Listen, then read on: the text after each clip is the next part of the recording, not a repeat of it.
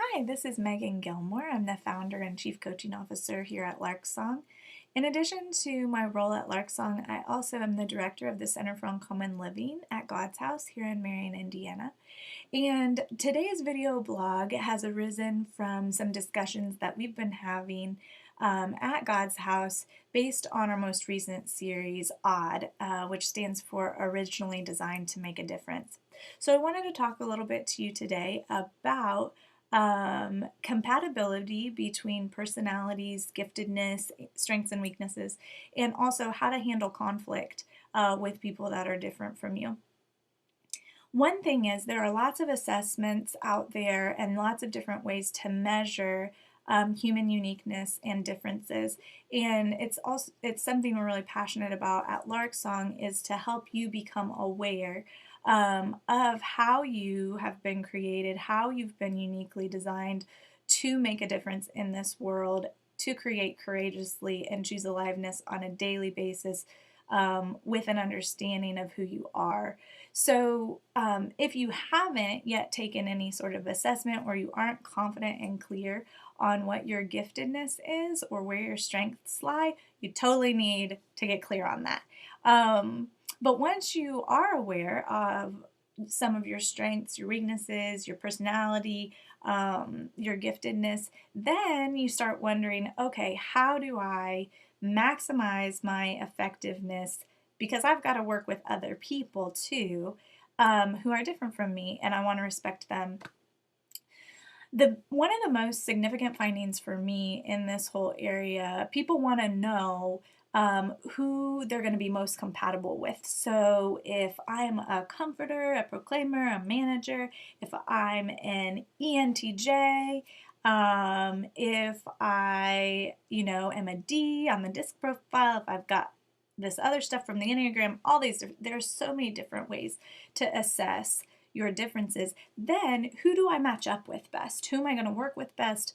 What's like my best personality match or giftedness match? And there has been tons of research thrown into seeing how your giftedness impacts relational satisfaction and who you would be best paired up with. The interesting thing is there haven't really been any significant findings around that people are confident in, opposites attract, or no, it's better if you guys have more similarities or whatever. There's not a lot of significant findings around who you should get paired up with. What has been significant in the research that's been done is something called the obliviousness scale. Basically, there is a scale that measures how oblivious you are to the differences in other people when matched up against yourself. So if you're completely oblivious to who you are and how that's different from the person that you're in relationship with, your relational satisfaction is going to be really, really low. But if you're aware of who you are and you're also aware of the differences in other people, your relational satisfaction starts to skyrocket, which isn't necessarily what you might expect, but it does make a lot of sense. There have also been significant findings around which personality types or gifts or strengths or weaknesses create the most conflict in a relationship. However, conflict actually isn't an indicator of satisfaction in a relationship, and here's why. A lot of people assume that conflict is a naturally or inherently negative thing, and it's not. It's a neutral thing. Just like power or money or authority, conflict in and of itself is neutral. It's how you approach it or manage it or resolve it that makes it a positive or negative thing. So you having differences or you even clashing up against somebody else because of giftedness differences or strength differences or personality differences doesn't mean your relationship satisfaction or effectiveness is going to be low. It just means that you're going to have to learn how to manage and deal with conflict very effectively. If you can resolve conflict well in a relationship, it actually becomes an incredibly empowering thing. And so try not to avoid conflict, try to approach it in a way that's respectful and seeks resolution rather than in a way that's competitive and seeks to win. Here are 4 things that as you try to live out your differences in relationship with each other, as you try to form good teams and even create a good body in some situations, here's what you can do. First of all, get aware. So if you're not aware yet of who you are and who the people around you are and how you're different, figure out how to do that. Hire a consultant to come in, buy some personality tests, get more aware than you are. Start learning. In Shakespeare's Hamlet, there's the really famous line, above all to thine own self be true. And it continues, and it must follow as the night does the day, that thou canst not then be false to any man.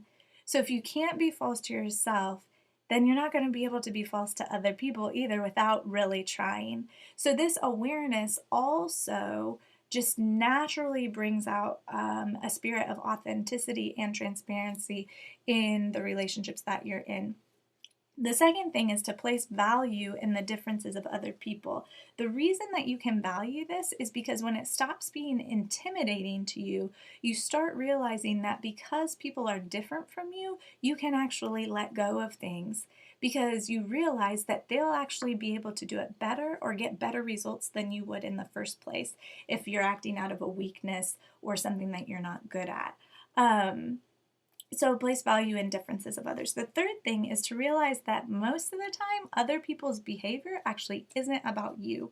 It's about them. So if you can stop trying to manage it and let them behave in the way that they're going to behave, let yourself behave in the way that you're going to behave, then each person can start to say, oh, we're just individually responsible for developing ourselves and skillfully implementing our gifts and personalities. And when you can do that, it produces freedom and possibility in a relationship. If you're unaware of how to start setting up more freeing practices and start giving responsibility for each person's individual behavior to themselves, I would really encourage you to check out Virginia Satir's 5 Freedoms. You can just Google it. Completely revolutionized the way that I approach just my family relationships and how you could too. So just Google Virginia Satir's 5 Freedoms and see how that implementing those might change your life. The fourth thing is to view conflict as an opportunity to grow in your skillfulness rather than an opportunity to attack yours or another person's weaknesses. So there are the 4 things. Get aware, place value in the differences of others, realize that their behavior isn't about you, and start viewing conflict as an opportunity to grow. If you can do that, then your relational satisfaction and your confidence in your own giftedness and strengths is going to skyrocket. And we want that for you because we want you to be able to use that to create a better world and a better place. So until next time, if you're not following us yet, follow us on Twitter at Larksong and Facebook as well, and continue to create courageously and choose aliveness. Bye.